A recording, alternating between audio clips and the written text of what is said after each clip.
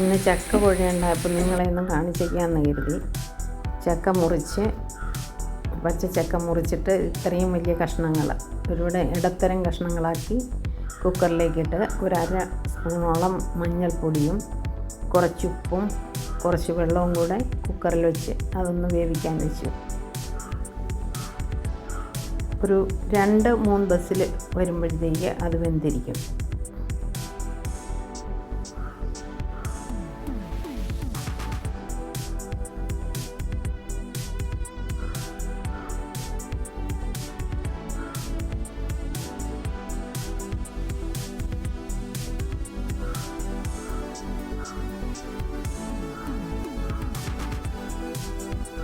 എന്നിട്ട് കുറച്ച് തേങ്ങ, 5-6 കൊച്ചുള്ളി, ഒരു 4 പച്ചമുളക്, നല്ല ജീരകം, ഒരു അര സ്പൂൺ നല്ല ജീരകം, ഇതെല്ലാം കൂടെ അരച്ച് ഒരു അവിയലിൻ്റെ പരുവത്തിൽ അരയ്ക്കുക. എന്നിട്ട് കടുക് താളിച്ചതിലേക്ക് വേവിച്ച് വെച്ച ചക്ക ഇട്ട് കൊടുക്കുക. അതിനുശേഷം അതിന് നമ്മൾ അരച്ചെടുത്ത അരപ്പൂട് ചേർത്ത് ഒന്ന് ഇളക്കിയെടുക്കുമ്പോൾ ഓൾമോസ്റ്റ് ചക്കയുടെ പാചകം കഴിഞ്ഞു.